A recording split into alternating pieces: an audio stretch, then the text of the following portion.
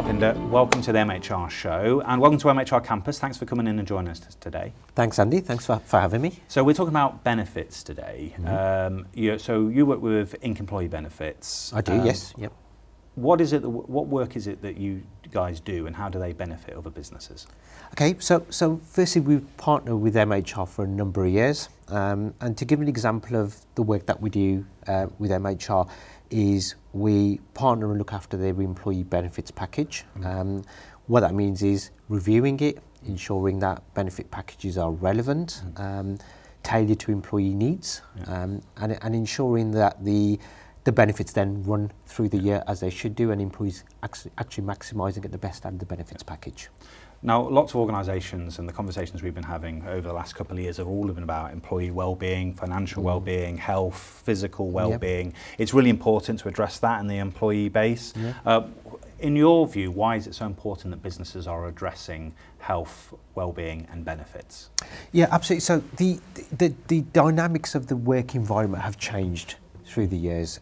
Employee needs are constantly evolving, and there's a number of different areas, we call them benefit pathways, which are constantly evolving, and the needs of each individual within a business will be completely different. So, the health and well-being, yeah. We've previously touched on the way that the NHS is struggling. That's puts pressures on businesses to ensure that there's a benefits package in place to help support their employees, because, an employee that's waiting for the NHS will be coming to work, or there may be some absenteeism, a loved one as well, so they're more focused on other areas. So having a benefits package that enables employees to be present at work is really important, and to give them that support around that. So having the health and well-being works really well there, and then also having a protection benefit in the event that something happens to an employee whilst they're at work, that they're with the comfort that their loved ones are going to be looked after.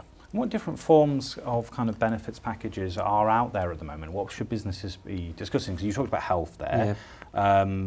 There's lots of kind of different insurance type things that you can get. Yeah. There's lots of like discount and kind of employee benefits in terms of the high street stuff. Yeah. What are the main ones that businesses are engaging with at the moment? It really varies. I think assessing the demographics and the workforce is really important. The needs of somebody in their 40s and married with a family will be different to somebody in their 20s. So I think it's important to be aware of the demographics of the organisation. But if you're looking at very much a high level, the traditional protection benefits such as life insurance, income protection, critical illness still prove to be really popular. The struggles of the NHS are meaning that benefits such as private medical insurance are really popular, but also very expensive. It's probably one of the biggest spends that an employee can put out there. So private medical insurance, dental insurance, cash plans. I think the cost of living crisis has put more emphasis on employees getting money back in their pocket. Yeah. So any sort of benefit that allows, has a discount scheme associated where there's money back in the pocket, or rewards for shopping at certain stores, that sort of things becoming very popular. And cash back for everyday sort of healthcare costs such as eye care and dental is also more and more popular. So just ensuring that employees having a well-rounded package is really important, but those are more popular.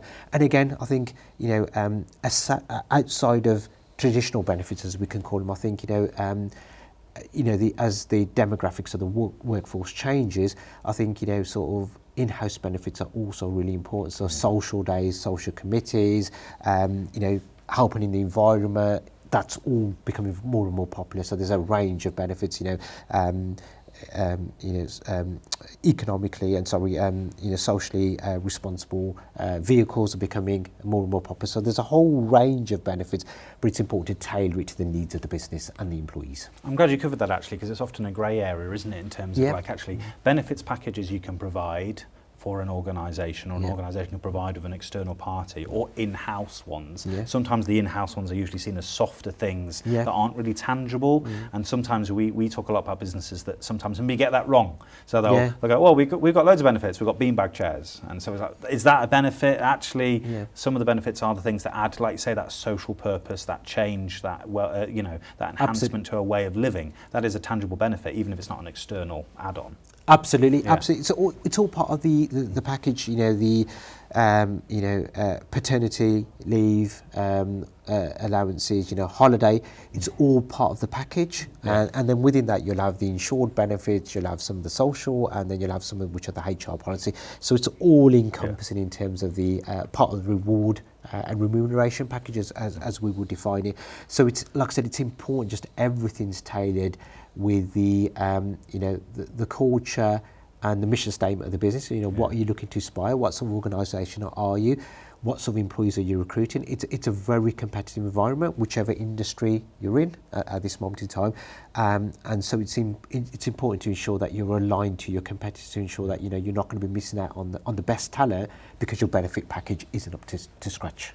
I was about to ask you, what top tips and advice would you give a business when they have to review their benefits or consider them? And you've already just half answered it, which is great. Which is basically, so it's about making sure then you've got that kind of whole encompassed package to make sure you've got that broad approach that appeal to different generations and different viewpoints and expectations, right? That changes. Absolutely, and keep them relevant. Keep them relevant. Engage with the workforce to ensure that whatever you got in place is still relevant and it's still valued.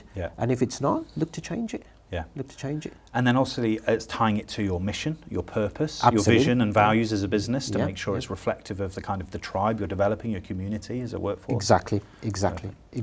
That's it. And then, like you say, it's the tailoring. So keeping it broad, keeping it accessible, but also making sure it's aligned with the group and the community that your business is driving. Exactly. That's it. You've hit the nail on the head there. Do you think lots of small businesses can do this themselves, or is it worth them making sure they're reaching out to external parties to develop what that means for them? I would say, some of it you can do yourself. Some of the internal policies that we discussed can be achieved yourself. But I think having the expertise of an external specialist would be quite important, because that just gives you the wider scope of what's available, what's relevant, what's happening in the marketplace. So I think it's important to a degree of when you're looking at especially insured benefits to work with external partner. And just because you're a small organisation doesn't mean that those benefits are inaccessible, that you can't have them. You can, but there's just certain differences for a small organisation against a bigger organisation. So that's where an external partner can really make a difference. Perfect. Where would you point people to find out more information about how to unlock benefits or an approach to developing benefits in the workplace? I would say AI is becoming more and more relevant in our society. That's always a good starting point. And I'd say reach out to a specialist provider such as ourselves. Just have a no obligation chat with a partner. So we do that all the time at Inc. We'll have a no obligation chat with any prospect to say what you're looking for, what's a business needs, and we can then align something to that. So I think that's always important to do as well at an early stage. Perfect. Thank you. Wellbeing and as a result benefits and looking after employees is a huge topic for us. It always will be. I'm sure it'll be great to get you back in as the kind of world of work changes and those topics do. So thank you. Thanks for joining us. And Thanks, hopefully Andy. We'll see you again soon. Thank you. Thank you very much.